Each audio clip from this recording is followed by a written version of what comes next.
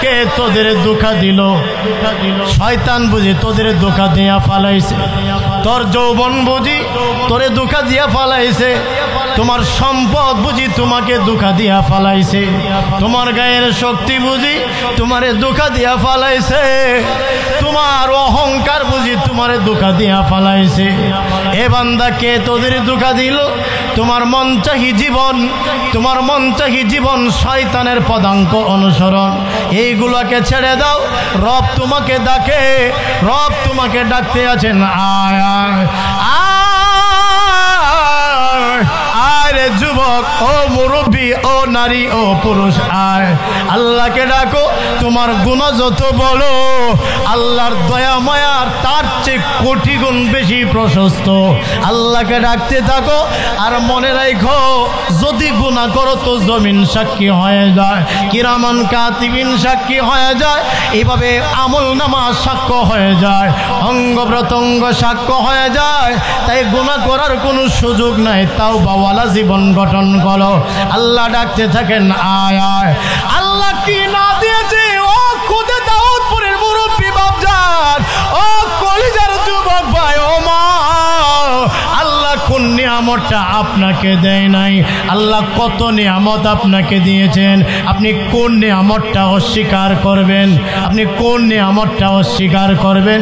আর যা নিয়ামত দিয়েছে আপনি গণনা করেও শেষ করতে পারবেন না। আল্লাহ রাব্বুল আলামিন স্মরণ করায় দেয় বিভিন্ন আয়াতের মধ্যে। আল্লাহ বলেন, আলাম নাজআল লাহু আইনাইন,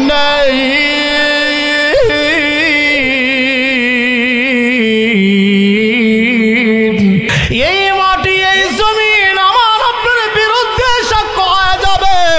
যদি কিনা আমরা গুনাহের কাজ করি, তবে এই জমিন আমার আপনার বিরুদ্ধে সাক্ষ্য দিবে।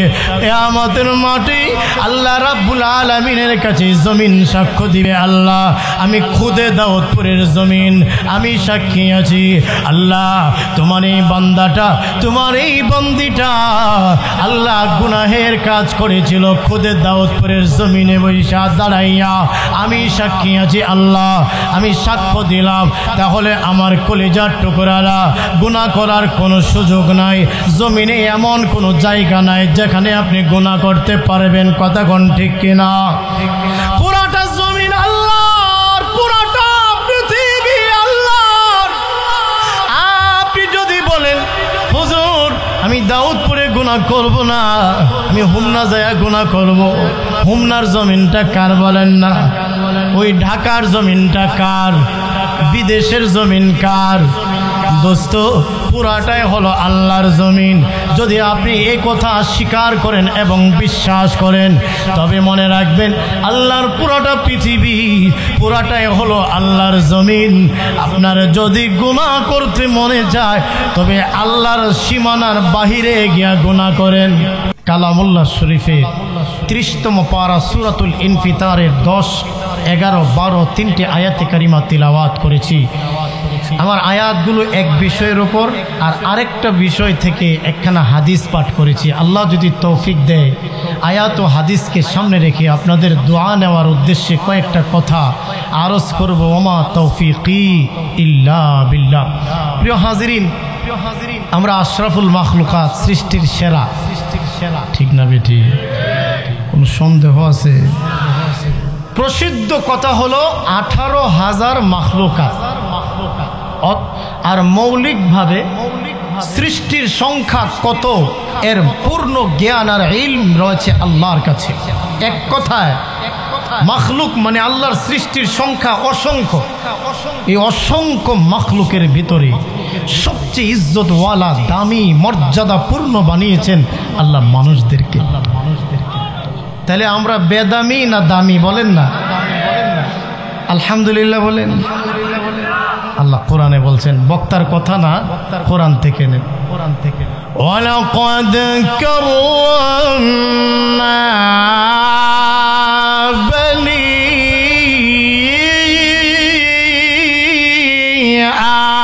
আদম। আল্লাহ নিজে বলেন, কষ্ট হইতেছে না আপনাদের? আল্লাহ নিজে বলছেন সবচেয়ে ইজ্জত নিশ্চয়, এটা নিশ্চয়তাবোধক শব্দ আল্লাহ ব্যবহার করেছেন। আল্লাহ ডাইরেক্ট বলতে পারতেন যে আদমের সন্তানদের দামি বানাইছি, মর্যাদাওয়ালা বানাইছি, কিন্তু আল্লাহ ডাইরেক্ট না বলেন নিশ্চয়, একটা নিশ্চয়তার শব্দ লাগায় আল্লাহ বলেন নিশ্চয় আদমের সন্তানদের আমি আল্লাহ সবচেয়ে সম্মানী, ইজ্জতওয়ালা, মর্যাদাপূর্ণ বানিয়েছি। আদমের সন্তানেরা এত সম্মান, এত মর্যাদা, এত ইজ্জত আর কোন মাখলুককে আমি আল্লাহ দেই নাই। ওয়ালাকাদ কাররামনা বনি আদম, আমি আল্লাহ এত ইজ্জত দিয়েছি, এত মর্যাদা দিয়েছি আদমের সন্তানদের, আর কোন মাখলুকদের আমি আল্লাহ সম্মান আর মর্যাদার দিক থেকে এত উঁচু করি নাই। তাহলে বুঝলাম আল্লাহর কোরআন থেকে আমরা দামি মানুষ। এই দামি মানুষদের কথাবার্তা, উঠা বসা, চলাফেরা, লেনদেন, চলনে বলনে কথনে সব কিছু যেন দামি হয়। কথা বলেন ঠিক কিনা বেটি? দামি মানুষ যেহেতু তোমরা দামি, সবচাইতে তোমাদের দাম বেশি, এই জন্য তোমাদের ওঠা বসা চলাফেরা সব কিছু যেন দামি হয়। দামি মানুষদের 24 ঘন্টার নেক আমল, বদ আমল সব কিছুকে রেকর্ড করা হয়। কি করা হয়? দামি মানুষেরা সময়টাও দামি, দামি মানুষদের জীবনের এই সময়টা বড় দামি। ও দামি মানুষ, তোমার উঠা বসা চলাফেরা গতিবিধি 24 ঘন্টার গতিবিধি রেকর্ড করা হয়।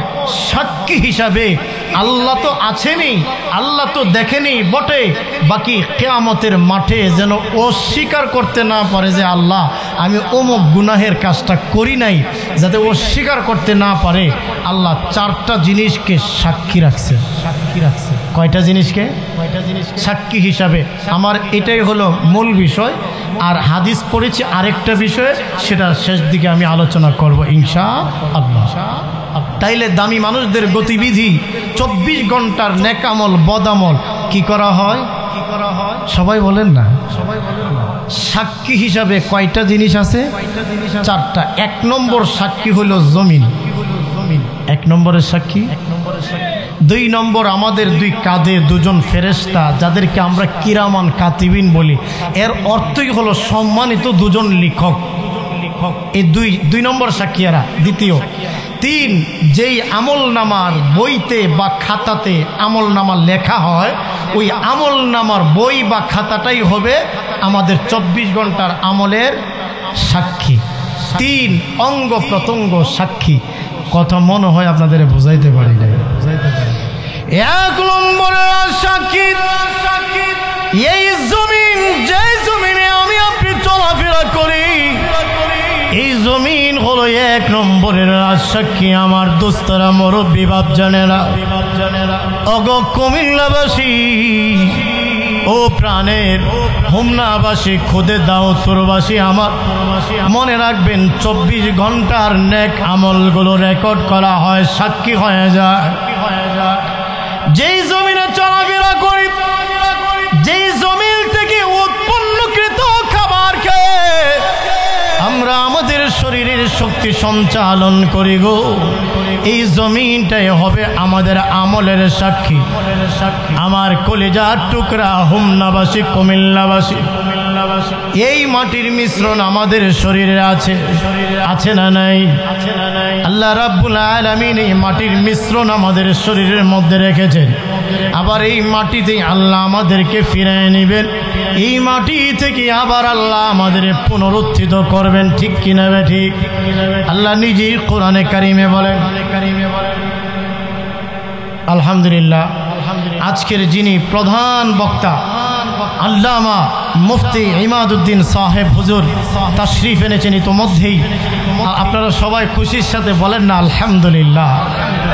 ঐতিহ্যবাহী ঢাকার সবচেয়ে বড় মাদ্রাসা যেটা ফরিদাবাদ, আলহামদুলিল্লাহ সেই মাদ্রাসার উস্তাদুল আসাতিজা, সেই মাদ্রাসার আলহামদুলিল্লাহ সম্মানিত সিনিয়র মুহাদ্দিস জামিয়া আরাবিয়া ইমদাদুল উলুম ফরিদাবাদ আলহামদুলিল্লাহ আল্লামা মুফতি ইমাদউদ্দিন সাহেব হুজুর এইমাত্র তাশরিফ এনেছেন, তাই আমরা এখনও যারা বাড়িতে আর দেরি না করে চলে আসি। তো হজরত যে আসবেন সময় মতো, আমি যে কথা বলতেছিলাম, এই মাটি থেকে মাটির মিশ্রণ আমাদের শরীরে আছে, এই মাটিতেই আল্লাহ আমাদের ফিরিয়ে নেবেন, মাটি থেকেই আবার আল্লাহ আমাদের পুনরুত্থিত করবেন। আল্লাহ কোরআনে বলছেন, মিনহা খালাকনাকুম ওয়া ফিহা নুঈদুকুম ওয়া মিনহা নুখরিজুকুম তারাতান উখরা।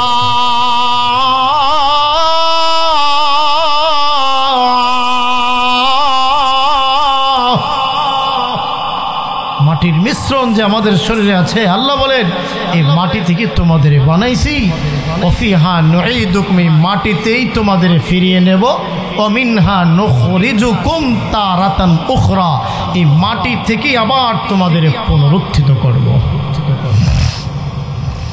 আমার দরদিরা, তাহলে মাটি, আগুন, পানি, মাটি, বাতাসে চারটা উপাদান দিয়ে আল্লাহ রাব্বুল আলামিন আমাদেরকে বানাইছেন। এই মাটির মিশ্রণ আমাদের শরীরে আছে, আমরা আবার এই মাটিতে যাব, মাটি থেকে আবার আল্লাহ আমাদের পুনরুত্থিত করবেন। ও দরদিরা আমার, মনে রাখবেন, এর মানে হলো জন্ম যেহেতু হয়েছে, মৃত্যু আমাদের আছে। কথা কোন ঠিক কিনা? কত মানুষই তো আইলো, কত মানুষ গেল, কেউ তো ফিরে আসলো না।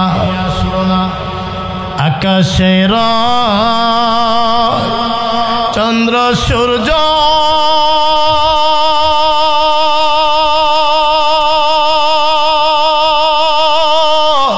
আল্লাহ উঠে বারে বার, মাটির নিচে যে জন গেছে আল্লাহ ফিরিবে না। মাটির নিচে যে জন গেছে আল্লাহ ফিরিবে না। কত মানুষ আইল গেল,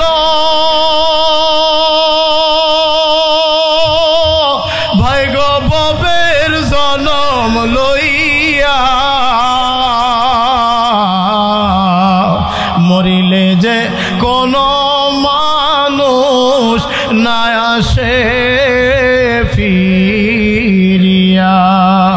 আব্বা গেল, দাদা গেল, কত আপনজন বিদায় হয়ে গেল, আমার কত আত্মীয় স্বজন গেল, আমার নিজের হাতে কত মানুষকে আমি গোসল করাইছি,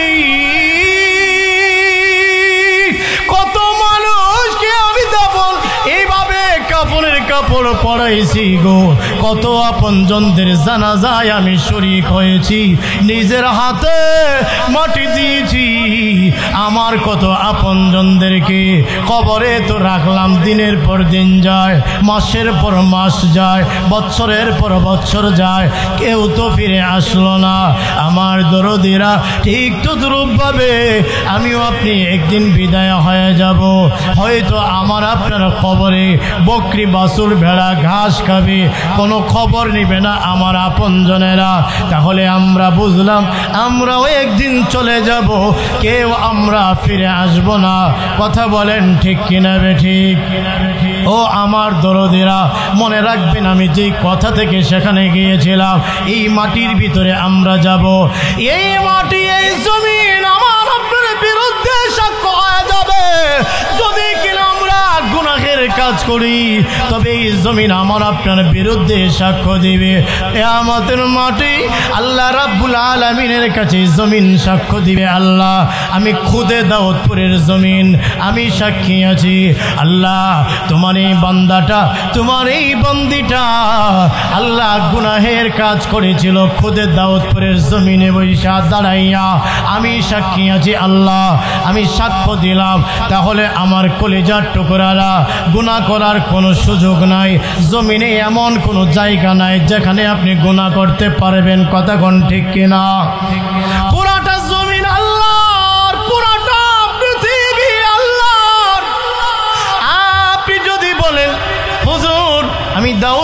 গুনাহ করব না, আমি হুমনা যায় গুনাহ করব।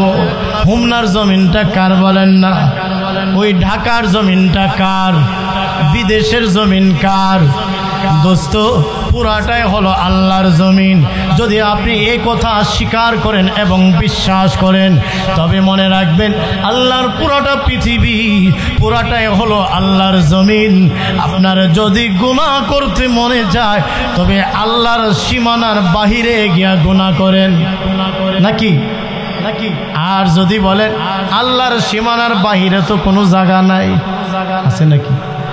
আল্লাহর সীমানার বাহিরে কোনো জায়গা আছে? যদি বলেন নাই, তবে গুনাহ করারও কোনো সুযোগ। কলিজার ভাই, ওগো দোস্ত আমার, সংক্ষেপ কথা বলছি। এই মাটি, এই জমিন হয়ে যাবে সাক্ষী। গুনাহ করার কোনো জায়গা নাই, পুরাটাই আল্লাহর জমিন, পুরাটা আল্লাহর পৃথিবী। নামাজ হয়, মসজিদে জামাত হয়, নামাজ আদায় না কইরা দোকানে আড্ডা দেয়, বাজারে আড্ডা দেয়, ক্ষেত খামারে সময় দেয়, আলু তোলা, সরিষা তোলা, কত কাম কাজ। কিন্তু মহান মালিককে, আল্লাহ রাব্বুল আলামিনকে একটু সময় দিবে। 24 ঘন্টার মধ্যে 5 ওয়াক্তের নামাজ পড়তে মাত্র 50 মিনিট সময় লাগে। কথা কন না আপনারা? এতে কইরা কষ্ট হয়? আপনি আড্ডা দেন, গল্প করেন, আপনার সময় যায় না। আপনার তখন সময় আছে, শুধু নামাজ আদায়ের সময় নাই। আছে না নাই? একদল আছে না নাই? নামাজটারে বড় বোঝা মনে করে। কি মনে করে? অথচ যখন মসজিদে আজান হতো, আল্লাহু আকবারের ধ্বনি নবীজি যখন শুনতেন, নবীজির দুনিয়ার আর কোনো খেয়াল থাকতেন না। আম্মা আয়েশা রাদিয়াল্লাহু আনহা বলেন, মসজিদে আজান হয়েছে, আল্লাহ নবীর সামনে গিয়া আম্মা আয়েশা রাদিয়াল্লাহু আনহা বলেন, ওগো আল্লাহর নবী, আমি কে বলেন না, আমার পরিচয়টা কি? নবীজি কোনো কথা বলে না। আম্মা আয়েশা রাদিয়াল্লাহু আনহা বলেন, ওগো নবীজি, আমার আব্বার নামটা বলেন। নবীজি কোনো কথা বলে না। নবীজি চলে গেলেন মসজিদে জামাতের সাথে নামাজ আদায় করার জন্য। নবীজি জামাতের সাথে নামাজ আদায় করে যখনই নবীজি ঘরের ভিতরে ফিরে আসলেন, আম্মা আয়েশাকে বলেন, ওগো আল্লাহর নবী, আমি কে? নবীজি মুস্কি হাসি দিয়া বলেন, আয়েশা, এটা কোন ধরনের প্রশ্ন? আমি কি তোমাকে চিনব না নাকি? ওগো নবীজি, আমার আব্বার নামটা কি? বলে, আয়েশা, এটা কেমন প্রশ্ন করলা? আমার শ্বশুরজিকে আমি চিনব না নাকি? আম্মা আয়েশা বলেন, ওগো আল্লাহর নবী, মসজিদে আযান যখন হয়েছিল, ঠিক এই প্রশ্ন আপনাকে করেছিলাম, কিন্তু আপনি কোনো জবাব দেন নাই। যেন আপনি আমি আয়েশাকে চিনেন না, আমার আব্বাকে যেন আপনি চিনেন না। ওগো নবীজি, এমন হালত কেন হয়েছিল আপনার? নবীজি বলেন, আয়েশা রে, যখন আল্লাহু আকবারের ধ্বনিটা আমি শুনি, আমার কানে যখন পৌঁছায়, তখন দুনিয়ার আর কোনো খেয়াল আমার থাকে না। এই হলো রাহমাতুল লিল আলামিনের নামাজের হালত। আর আমাদের অবস্থাটা, আজান হয়, আমাদের খবর থাকে না। ও কলিজার টুকরারা, মনে রাখবেন, আপনি যেই জমিনে দাঁড়াইয়া নামাজ আদায় করেন না, আল্লাহর নাফরমানি করেন, আল্লাহর গুনাহ করেন, মনে রাখবেন ওই জমিনটা, ওই মাটিটা আপনার বিরুদ্ধে সাক্ষ্য দিবে। যেখানে দাঁড়াইয়া সুদের লেনদেন করেন, ওই জমিনটা আপনার বিরুদ্ধে সাক্ষ্য দিবে। জিনার কাজ করে ওই জমিনটা আপনার বিরুদ্ধে সাক্ষ্য দিবে। মিথ্যা সাক্ষ্য দেয়, মিথ্যা কথা বলে, গীবত শিকায়াত করে। এক কথা হলো, যে জমিনের উপরে দাঁড়াইয়া আল্লাহর নাফরমানি করেন, ওই জমিনটা জমিনটা কিয়ামতের দিন আপনার বিরুদ্ধে সাক্ষ্য দিবে। আল্লাহ আমি মাটি সাক্ষ্য আছি, এখানে দাঁড়ায় গুনাহের কাজ করেছিল। তাহলে আমরা বুঝলাম এই জমিনে গুনাহ করার কোনো সুযোগ নাই। কথা কোন ঠিক কিনা বেঠিক? এই জমিন সাক্ষ্য হয়ে যায় গেল 1 নম্বর। 2 নম্বরের সাক্ষী হলো কিরামান কাতিবিন। যেই আয়াতগুলো আপনাদের খিদমতে শুরুতে আমি তিলাওয়াত করেছিলাম, আল্লাহ রাব্বুল আলামিন বলেন ওয়া ইন্না আলাইকুম লাহাফিযিন কিরামান কাতিবিন ইয়ালামুনা মা তাফআলুন।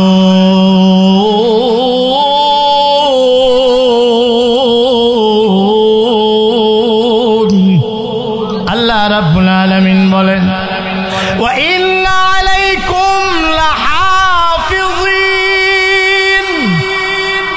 তোমাদের দেখভাল করার জন্য নিযুক্ত রয়েছে ফেরেশতা, তোমাদের দেখভালের জন্য।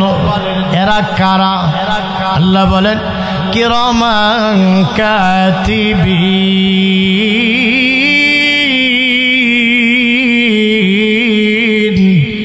সম্মানিত 2জন লেখক 2 কাদের মধ্যে আছে। আপনি এদেরকে কিছু টাকা পয়সা দিয়া সমঝোতা করতে পারবেন নি? কথা কয় না দে, কথা কয় না দে। ও কিরামান কাতিবিন, একটু দূরে অবস্থান করো, কিছু টাকা পয়সা তোমারে দিলাম, আমি এখানে একটু গুনার কাজ করব, সম্ভব না। এরা সাক্ষ্য হয়ে যায়। আল্লাহ বলেন ইয়ালামুনা মা তাফআলুন, তোমরা যা কিছু করো রে বান্দা, ও বান্দি যা কিছু করো তারা সব জানে। কারা? ফেরেশতারা। আল্লাহ তো জানেনি, আল্লাহ সাক্ষী রাখতেছেন ফেরেশতাদের। আল্লাহ জানে না? আল্লাহ জানে। কথা বলেন না, আপনাদের কষ্ট হইতেছে নি, খারাপ লাগতেছে নি? আল্লাহ অন্য জায়গায় বলে আলাম ইয়ালাম বিআন্নাল্লাহা ইয়ারা,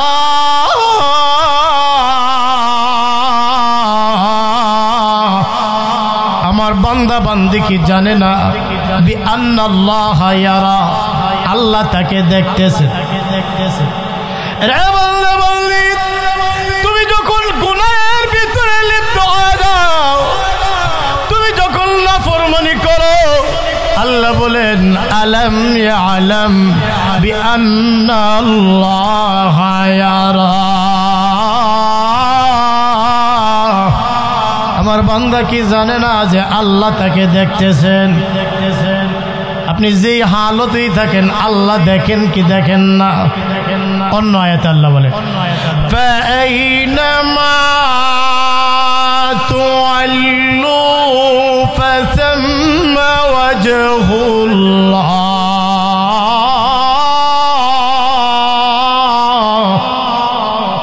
ফাআইনামা তুআল্লু,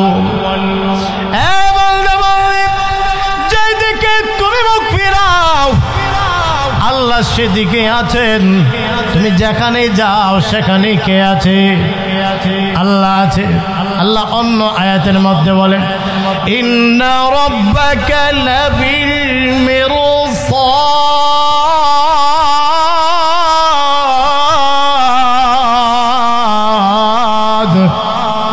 নিশ্চয় তোমার রব মিরসাদে আছে। মিরসাদ মানে কি? একটা ব্যক্তি যখন পাখি শিকার করতে যায়, শিকারী ব্যক্তিটা পাখিটাকে দেখে, পাখিটা এই ঢালা থেকে ওই ঢালায় যাচ্ছে, পাখিটা কিন্তু শিকারী ব্যক্তিকে দেখে না, কিন্তু শিকারী লোকটা পাখিটাকে দেখে। কথা কোন ঠিক কিনা? আল্লাহ বলেন বান্দারে, ও আমার বান্দিরা, তোমরা যদিও আমাকে দেখো না, কিন্তু তুমি যা কিছু করো আমি মাওলা সব কিছু দেখি। কোথায় গুনাহ করবে, কোথায় গুনাহ করবে? আল্লাহ ডাকতে থাকেন, আয় বান্দা আয়। কে তোদের ধোঁকা দিল? কে রব থেকে তোদের দূরে সরাইল? কে তোদের দূরে সরাইল? আল্লাহ ডাকতে থাকে, আয় ফিরা। আল্লাহ সুবহানাহু ওয়া তাআলা দয়াবান। বান্দার গুনাহ যত বড়, আল্লাহর দয়া মায়া তার চেয়ে কোটি গুণ বেশি প্রশস্ত। সুবহানাল্লাহ বলবেন না? আল্লাহর দয়া মায়া অনেক বেশি প্রশস্ত। ইয়া আইয়ুহাল ইনসানু মা গররাকা বিরাব্বিকাল কারীম।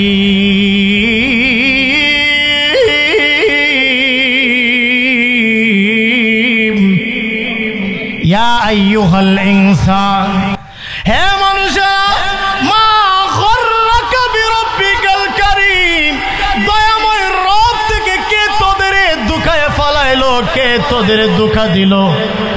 শয়তান বুঝি তোদের ধোঁকা দিয়া ফালাইছে। তোর যৌবন বুঝি তোরে ধোঁকা দিয়া ফালাইছে। তোমার সম্পদ বুঝি তোমাকে ধোঁকা দিয়া ফালাইছে। তোমার গায়ের শক্তি বুঝি তোমারে ধোঁকা দিয়া ফালাইছে। তোমার অহংকার বুঝি তোমারে ধোঁকা দিয়া ফালাইছে। এ বান্দা, কে তোদের ধোঁকা দিল? তোমার মনচাহি জীবন, তোমার মনচাহি জীবন, শয়তানের পদাঙ্ক অনুসরণ, এইগুলোকে ছেড়ে দাও। রব তোমাকে ডাকে, রব তোমাকে ডাকতে আছেন, আয় আয় আয় রে যুবক, ও মুরব্বী, ও নারী, ও পুরুষ, আয় আল্লাহকে ডাকো। তোমার গুনাহ যত বড়, আল্লাহর দয়া মায়ার তার চেয়ে কোটি গুণ বেশি প্রশস্ত। আল্লাহকে ডাকতে থাকো। আর মনে রাখো, যদি গুনাহ করো তো জমিন সাক্ষী হয়ে যায়, কিরামান কাতিবিন সাক্ষী হয়ে যায়, এইভাবে আমল নামা সাক্ষ্য হয়ে যায়, অঙ্গ প্রত্যঙ্গ সাক্ষ্য হয়ে যায়। তাই গুনাহ করার কোনো সুযোগ নাই। তাও বাওয়ালা জীবন গঠন করো। আল্লাহ ডাকতে থাকেন, আয় আয়। আল্লাহ কি না দিয়েছে? ও খুদে দাউদপুরের মুরব্বী বাপজান, ও কলিজার যুবক ভাই, ও মা, আল্লাহ কোন নিয়ামতটা আপনাকে দেয় নাই? আল্লাহ কত নিয়ামত আপনাকে দিয়েছেন। আপনি কোন নিয়ামতটা অস্বীকার করবেন? আপনি কোন নিয়ামতটা অস্বীকার করবেন? আর যা নিয়ামত দিয়েছে আপনি গণনা করেও শেষ করতে পারবেন না। আল্লাহ রাব্বুল আলামিন স্মরণ করায় দেয় বিভিন্ন আয়াতের মধ্যে। আল্লাহ বলেন, আলাম নাজআল লাহু আইনাইন।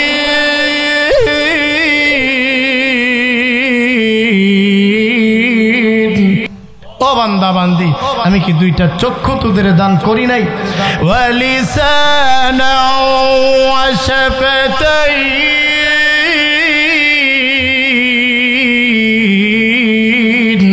দুইটা ঠোঁট কি তোদের দেই নাই? মাওলার কোন নিয়ামত তুমি অস্বীকার করবা? ওয়া ইন তাউদ্দু নি'মাতাল্লাহ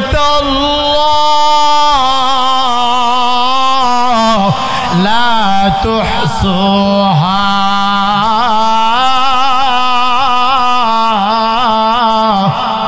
যদি গণনা করো রবের নিয়ামত সমূহ, তবে কখনোই গণনা করে শেষ করতে পারবেন? فبأي آلاء ربكما تكذبان। তুমি তোমার রবের কোন কোন নিয়ামতকে অস্বীকার করবে?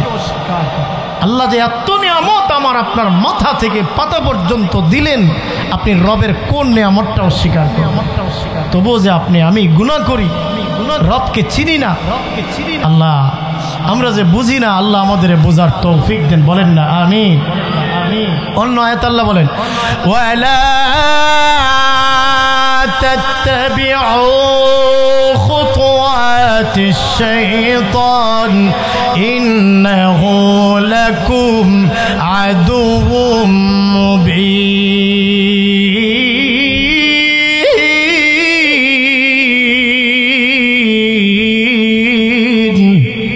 শয়তানের পথ মত শয়তানের পদাঙ্ক অনুসরণ করো না, নিশ্চয় শয়তান তোমাদের জন্য প্রকাশ্য শত্রু।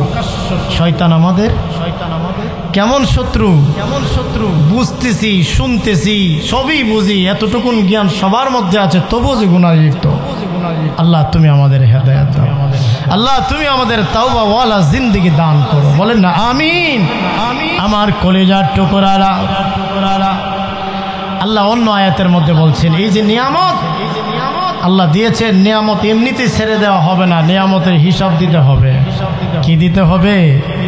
আল্লাহ বলছেন, আমার কথা না, ইন্নাস সামআ ওয়াল বাসারা ওয়াল ফুআদ কুল্লু উলাইকা কানা আনহু মাসউলা।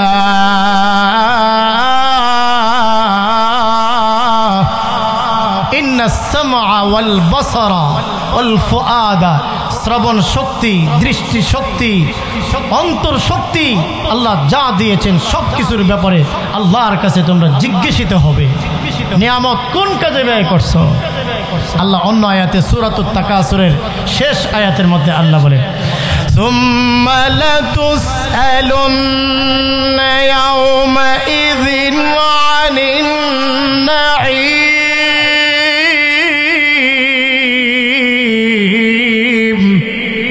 আল্লাহ বলেন, সুম্মা লাতুসআলুন্না ইয়াওমাইযিন আনিন নাঈম, অবশ্যই অবশ্যই আল্লাহ পাক সেদিন নিয়ামতের বেলায় জিজ্ঞাসা করবেন, তোমরা জিজ্ঞাসিত হবে। সাহাবায়ে কেরাম বলেন, আল্লাহর নবী, সূরাতুত তাকাসুরের সর্বশেষ আয়াতে যে আল্লাহ বলেছেন নিয়ামত সমূহের ব্যাপারে আমরা জিজ্ঞাসিত হব, নবীজি কোন নিয়ামতের বেলায় আমরা জিজ্ঞাসিত হব? আল্লাহর নবী, মক্কা থেকে হিজরত করে আমরা মদিনায় এসেছি, তেমন কোনো সামানা নেই, আমরা ঘর বাড়ি মক্কায় ছেড়ে আসলাম। মদিনায় আসার পরে তেমন কোনো নিয়ামত আমরা পাই নাই। মক্কা থেকে আসার সময় আমরা সামান্য খেজুর আর পানি নিয়ে তো মদিনায় আগমন করেছি, তেমন কিছু আমাদের নাই, তেমন কোনো ঘর বাড়িও আমাদের নাই। তাহলে আল্লাহ রাব্বুল আলামিন যে বলেছেন নিয়ামতের বেলায় জিজ্ঞাসিত হব, ওগো নবীজি কোন নিয়ামতের বেলায় জিজ্ঞাসিত হব? আল্লাহর নবী বলেন, দুইটা নিয়ামতের বেলায় তোমরা বিশেষ করে জিজ্ঞাসিত হবে। দুইটা নিয়ামতের বেলায়, জোরে কোন কয়টা নিয়ামত? একটা নিয়ামত হলো ও সাহাবীরা, আল্লাহ রাব্বুল আলামিন যে তোমাদের সুস্থতার নিয়ামত দিয়েছেন, আল্লাহ যে তোমাদেরকে সুস্থ রেখেছেন, এই সুস্থতার নিয়ামতের বেলায় জিজ্ঞাসিত হবে। আরেকটা নিয়ামত হলো আল্লাহ রাব্বুল আলামিন তোমাদের জন্য যে মিঠা পানির ব্যবস্থাপনা করেছেন, ঠান্ডা পানির ব্যবস্থাপনা করেছেন, এই নিয়ামতের বেলায় তোমরা জিজ্ঞাসিত হবে। অন্য এক হাদিসের মধ্যে নবীজি বলেন, নি'মাতান, দুইটা নিয়ামত এমন আছে, মাগবুনুন ফীহিমা কাসীরুম মিনান নাস, যেই দুইটা নিয়ামতের মধ্যে মানুষ ডুবন্ত।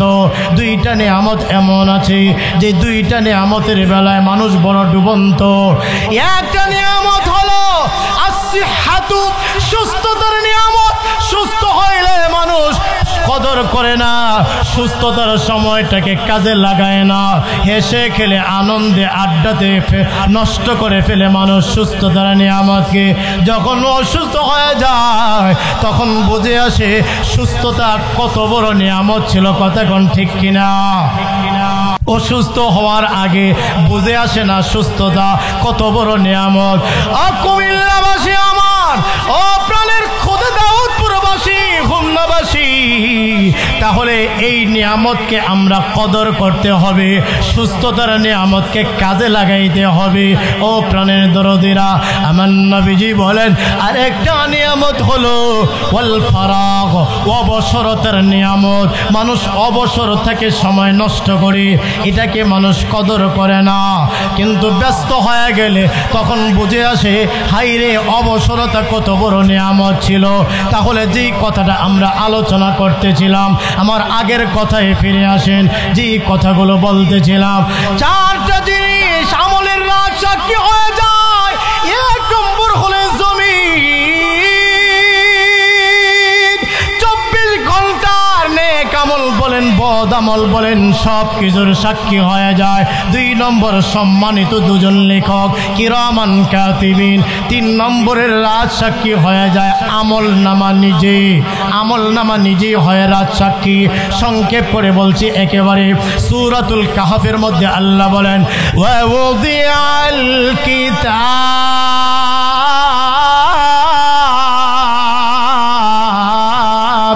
ফাতারাল মুজরিমিনা মুশফিকিনা মিম্মা ফীহি।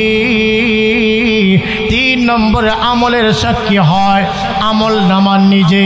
সেদিন পেশ করা হবে আমল নামা, আর বলা হবে ইকরা কিতাবাকা, তুমি তোমার আমল নামাটা পড়ো, তুমি তোমার আমল নামার কিতাব পড়ো। আজকের দিনে তুমি যথেষ্ট হইবা তোমার ফয়সালার ব্যাপারে। তুমি তোমার আমল নামার কিতাবটা পড়ো, পড়া দেখো কি আছে তোমার আমল নামায়। শুধু কি দুনিয়ার কাজ, শুধু কি দুনিয়ার জন্য তোমার সময়, তোমার সম্পদ, তোমার সব কিছু শুধু দুনিয়ার জন্য ব্যয় করেছো? আজকে তোমার আমল নামাটা নিজে পড়া দেখো। আফসোস আর আফসোস থাকবে, আফসোসের কোনো সীমা থাকবে না। হায় রে আফসোস করবে আর বলবে, আল্লাহ নিজে কোরআনে তুলে ধরেছেন, সেদিন বলবে ইয়া ওয়াইলাতানা মালি হাযাল কিতাব। হায় রে আফসোস, ইয়া ওয়াইলাতানা, হায় রে আফসোস, এটা কেমন কিতাব রে, কেমন আমল নামা রে।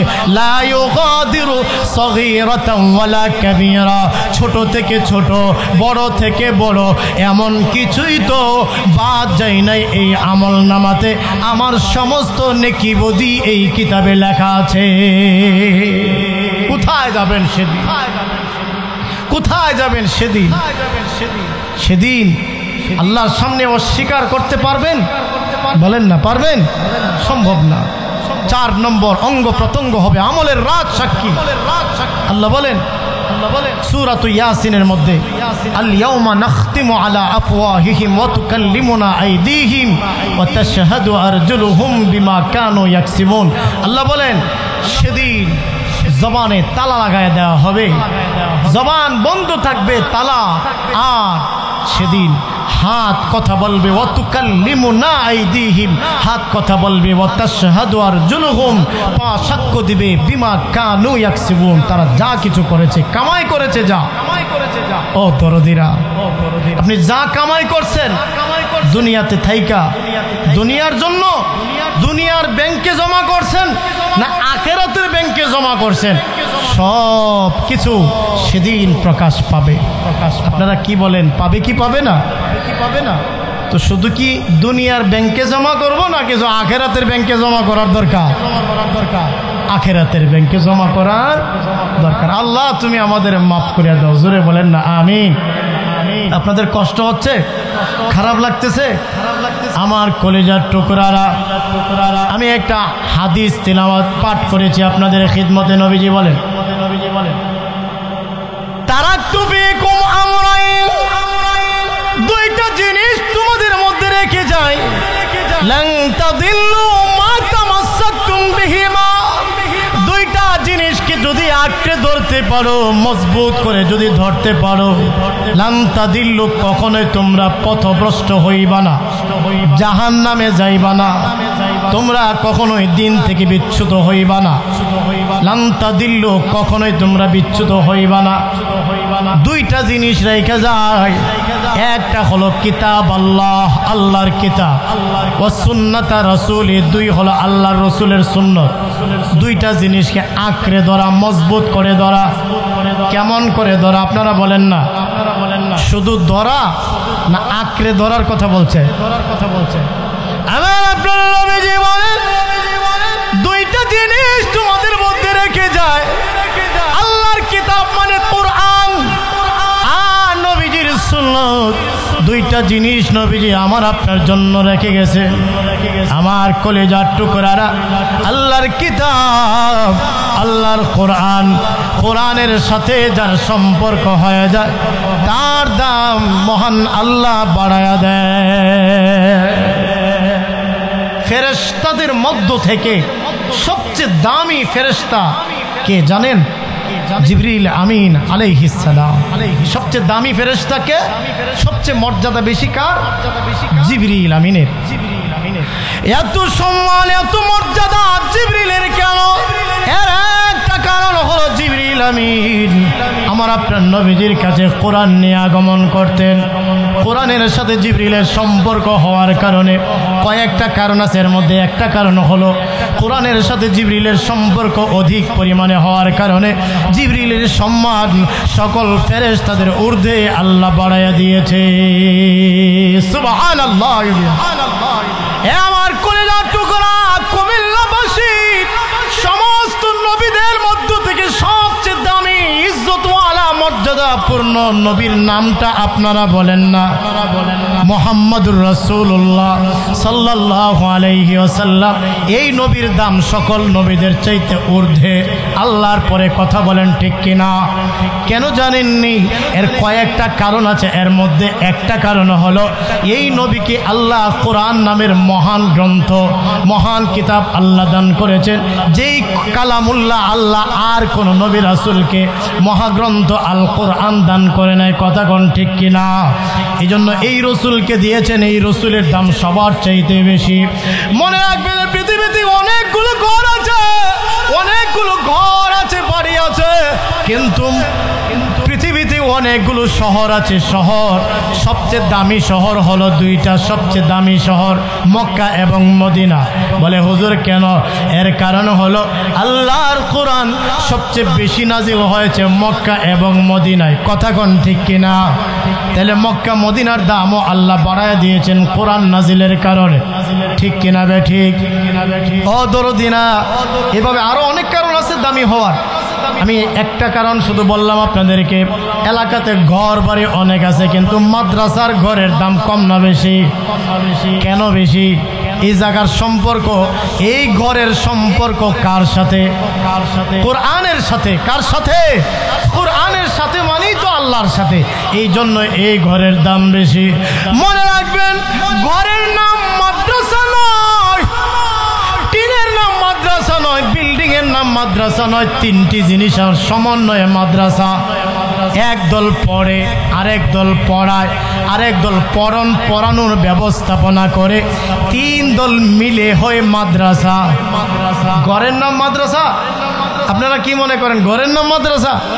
না, একদল পড়ে, আরেক দল পড়ায়, আরেক দল পড়ানোর ব্যবস্থাপনা করে, এই তিন দল মিলে হয় মাদ্রাসা।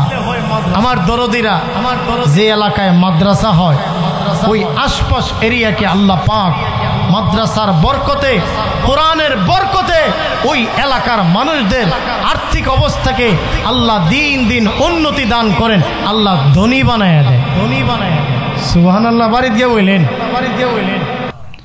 ওই এলাকার মধ্যে আল্লাহ বালা মুসিবত থেকে, বড় ধরনের আকস্মিক বিপদ আপদ থেকে হেফাজত করেন।